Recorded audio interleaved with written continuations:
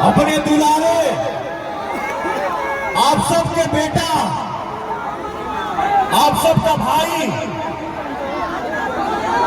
राकेश रंजन ओझा जी के लिए आप सबके बीच में आया है। तो भैया हो ये जीत गए भैया।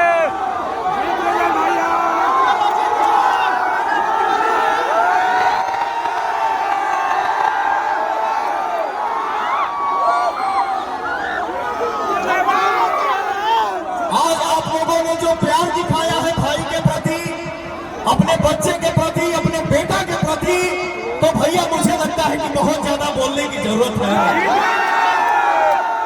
एक बार चारों तरफ से हाथ उठा के बोलना जा कि आप लोग राकेश ओझा के साथ है बड़ा जा। एक बार छत पर से हमारे भाई बहन हो तभी हाथ उठा के बोलना जा, हमारा आवाज सुनाई देता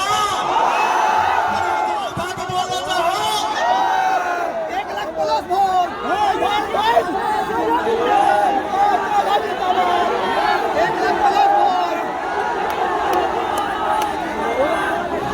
तो भैया हो